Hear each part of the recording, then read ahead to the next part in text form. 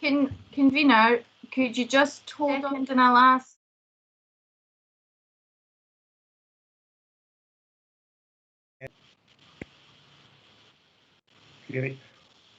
Well, it's now 10 o'clock, or a wee bit past it maybe, but good morning and welcome to the Development Standards. Do we have any apologies? No apologies, Convener. Any declarations of interest?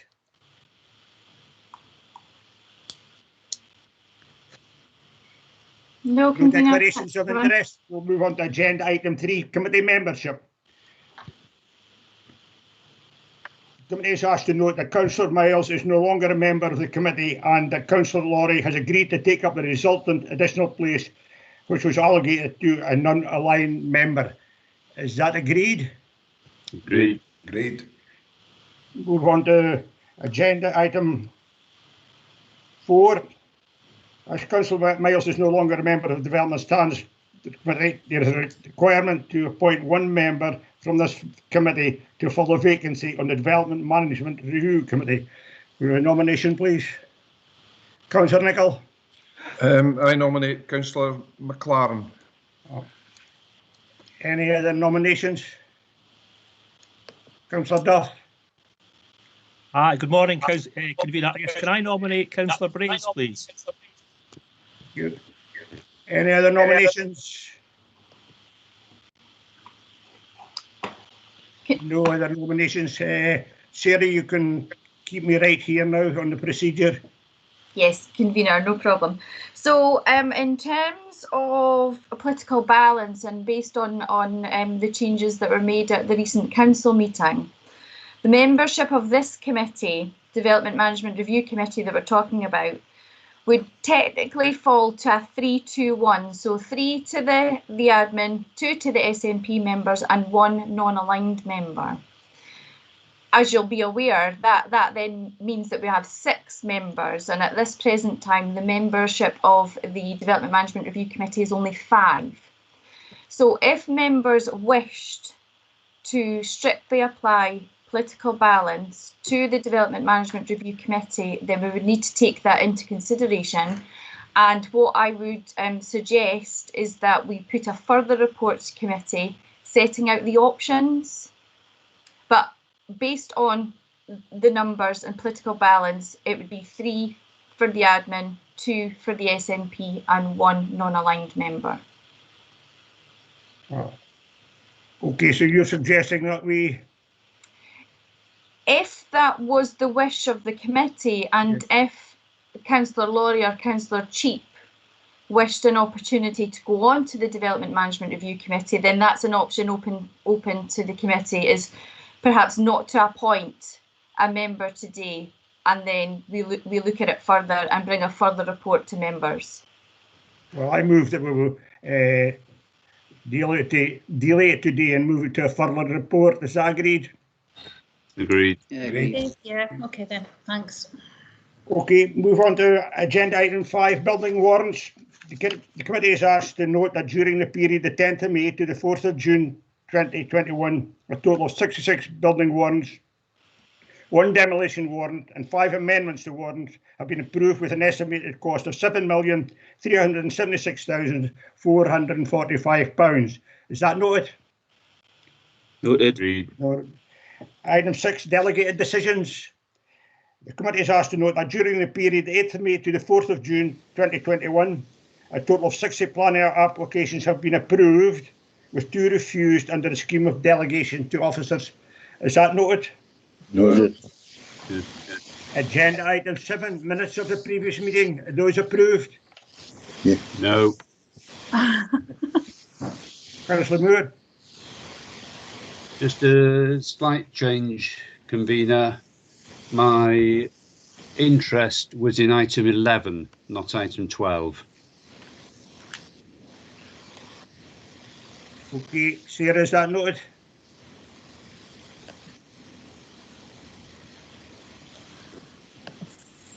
Sorry, Convener, I was just trying to get the mute off. Yes, Councillor Moore, I'm aware of that. I think, as you'll see, the numbers in terms of the minute has slightly changed based on the additional item, the request for the deputation. So we've slightly amended your declaration to say item 12 because that relates to the report in relation to Freecom.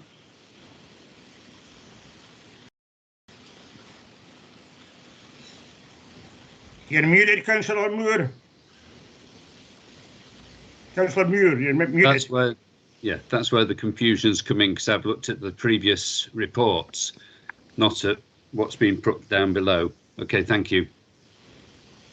Okay, move on to agenda item 8. This is a pre-application notice for development at Letham Grange at Broth. Could we, Alan, I think you've got slides in this. I do, convener, and I'll do the best to share my screen with you.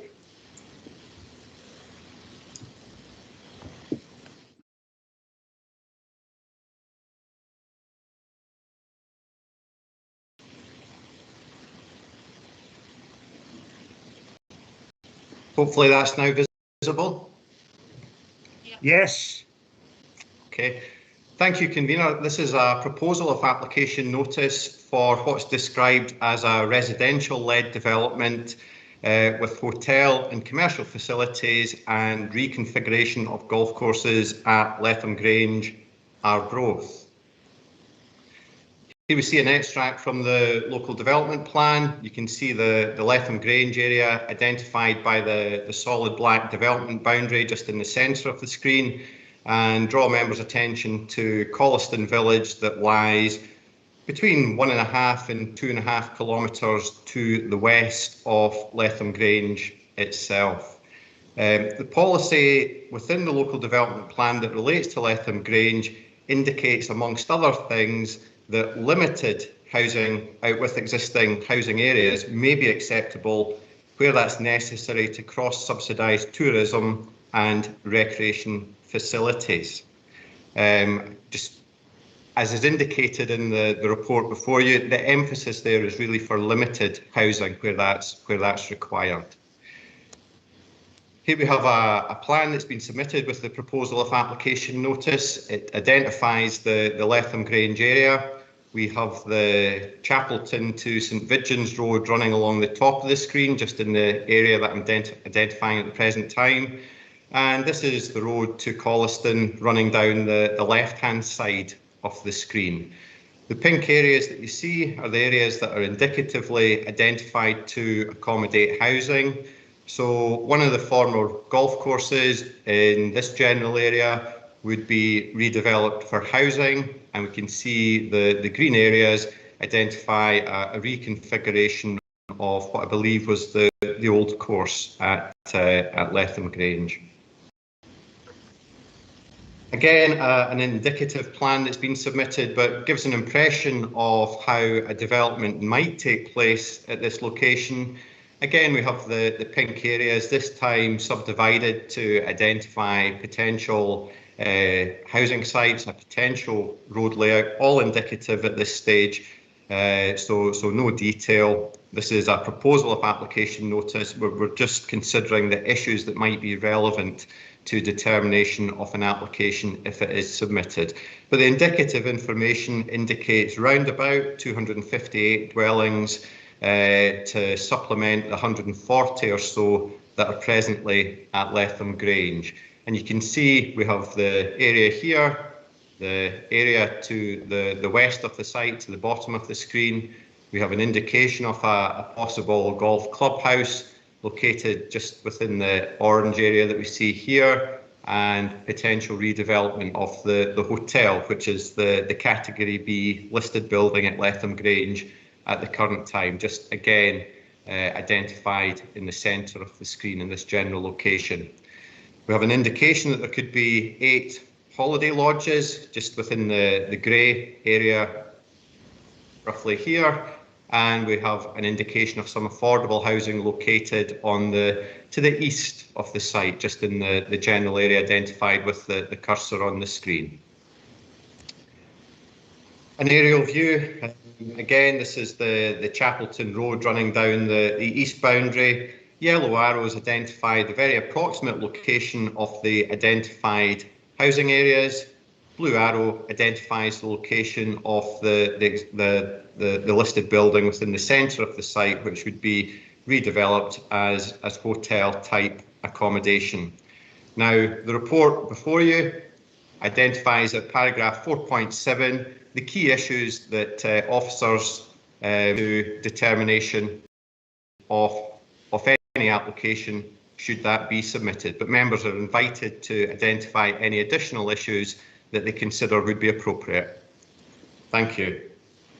Alan, as this is just a pre-application notice, many of the issues are identified in paragraph 4.7, but at this stage, does any members of the committee have issues that at this present time you could just pass on?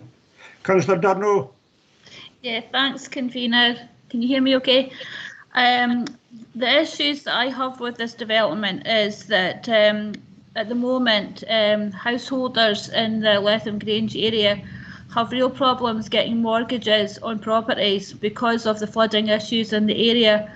Now, we're working on the Brothick redevelopment, you know, the big sorting out all the flood defences in this area, and I feel like the flood defences should really be finished before any planning application comes back for this development, because if people want to buy houses and they won't be able to get a mortgage, then it's quite pointless unless they have the money outright. Okay, that's my concerns that I have with this area. Thank you. Okay, that'll be noted. Councillor Moore, followed by Councillor King. Councillor Moore. Yeah, thank you, convener. I'm just looking at the natural environment considerations, and it specifies protected trees, but it would be very worthwhile to know how many trees they would be expected to lose, how many mature trees, if this development goes ahead in its indicative form, so that we can assess what the impact, the full impact on the environment is going to be. Okay, thank you. Right, thank you. Councillor King.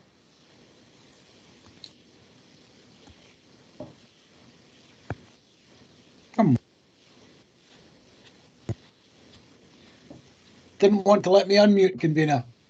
Yes, convener, I've got a lot of concerns about this proposed development. I wasn't even a councillor when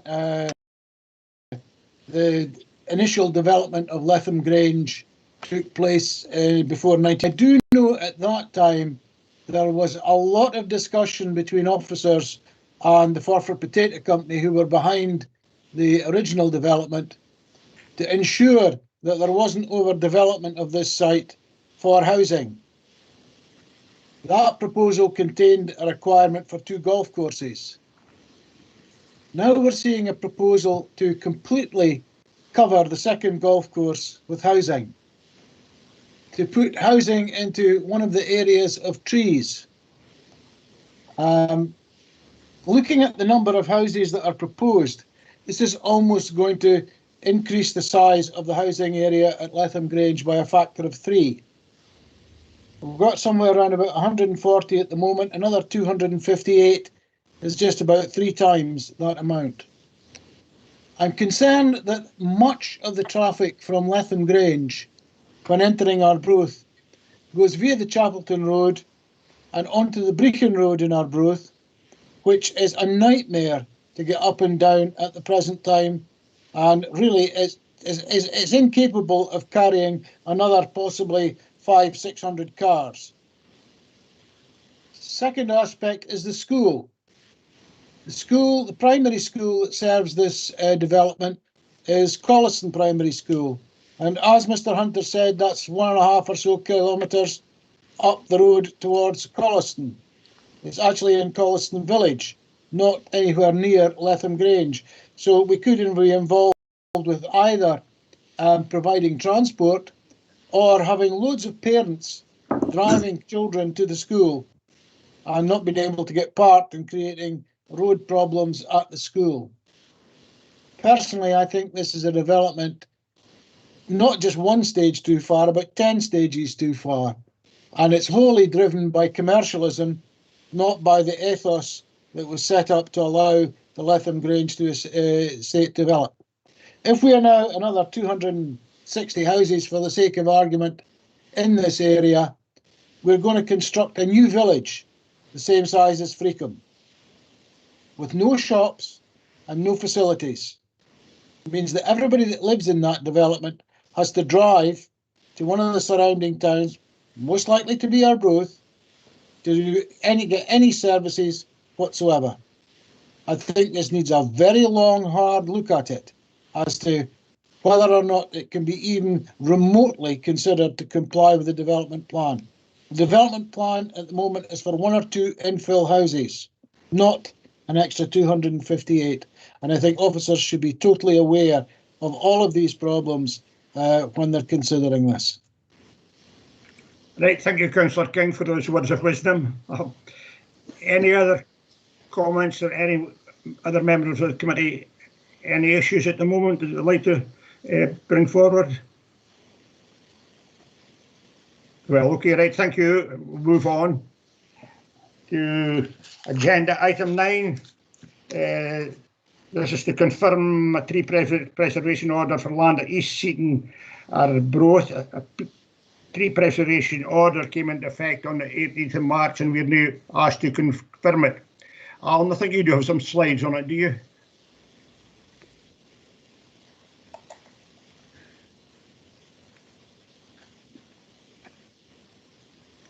I have slides if members would like to see slides, convener. Anybody wish to see slides? Councillor King and Councillor Moore. I'd just say move it, convener. Okay, Councillor King wants to see the slides. Thank you. Again, convener, this, as you indicate, relates to a tree preservation order at Seaton Estate, Arbroath. Members will recall, and it's indicated in the committee report, that an application was considered in March this year for additional development at Seaton Caravan Park. And in that report, officers indicated an intention to bring forward a tree preservation order in relation to the site, and that order was subsequently made later in March. The report before you seeks to get committee approval for that order itself so that it remains in place. Just a plan that shows the location, and what I'm going to do is make that full screen. So we have a plan that shows the location of the and the 2 areas that are covered by the tree preservation order. We have area A1, which is just on the boundary of Arbroath, on the periphery of Arbroath. We have Flares Avenue and Nest Drive located to the southwest of that area. Seaton Road running along the area that we see identified with the cursor on the screen.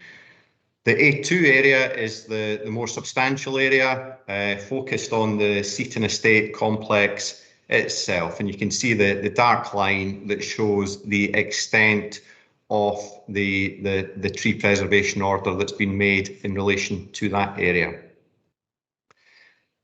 So just an aerial view that shows the 2 areas in a little bit more context. Seaton Road, the residential area at Flares Avenue, Nest Drive. So the 2 yellow arrows show roughly the extent of the A1 area, and the blue arrows identify the extent of the A2 area, running down to the southeast, where it's adjacent to East Seaton Farm. Just some photographs. This is looking along Seaton Road from Bearfald Road. You can see the trees that form the southern boundary to Seaton Road. Quite a distinctive feature as you drive out towards Auchmithie.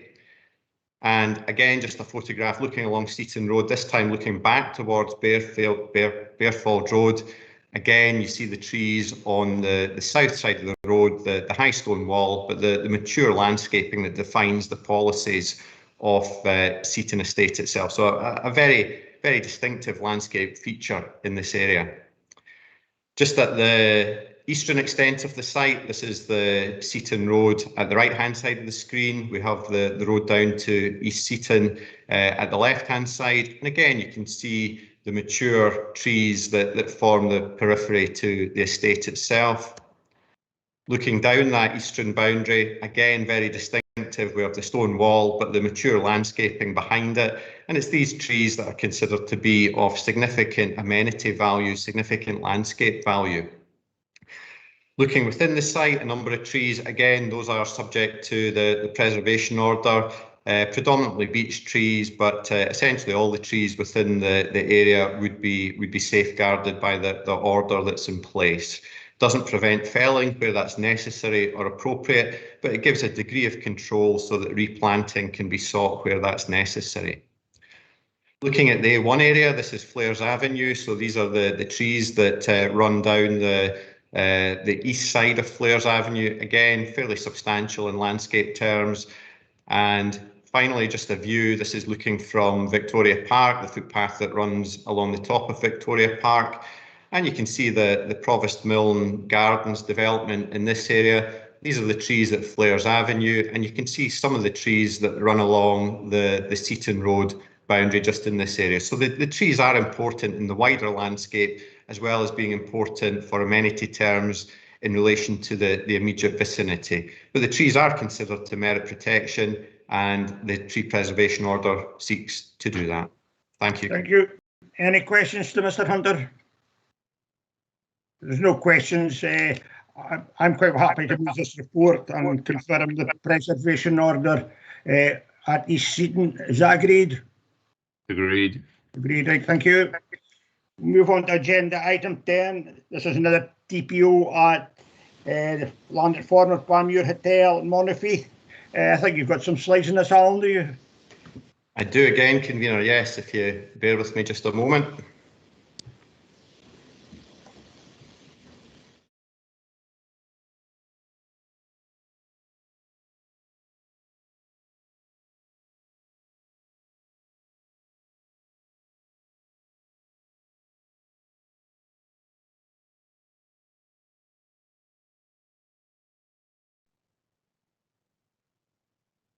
And hopefully those slides are visible.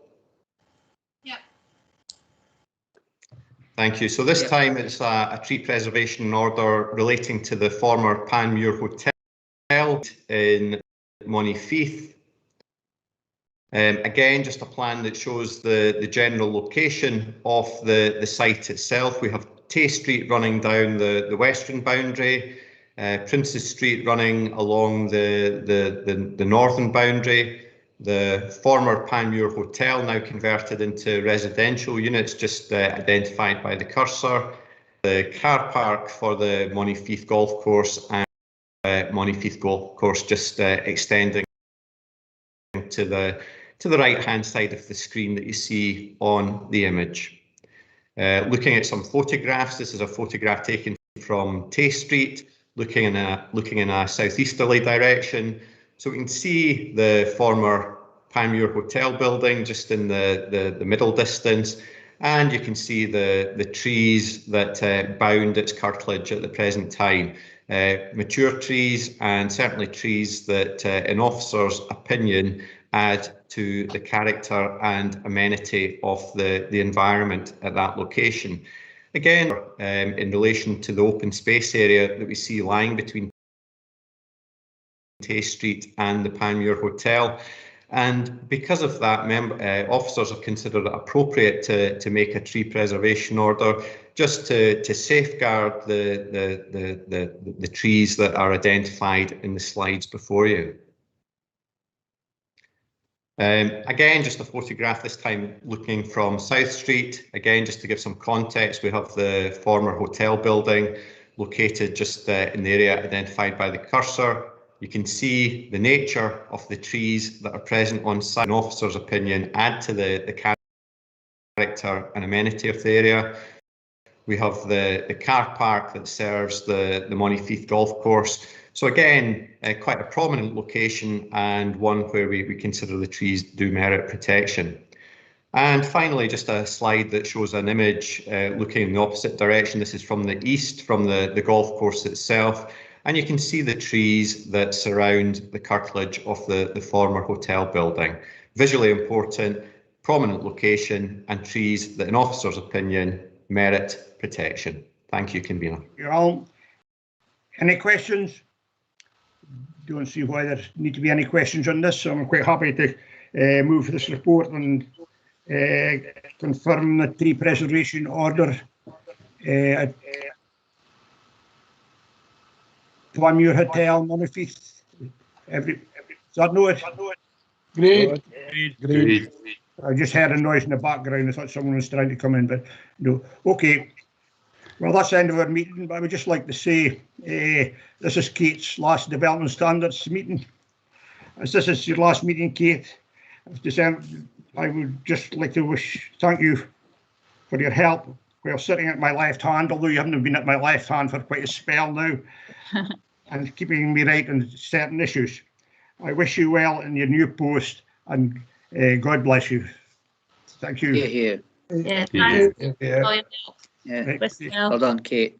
Yeah. Okay, so Yes, good luck, Kate. Yeah. Good luck. okay, so we'll now close our meeting.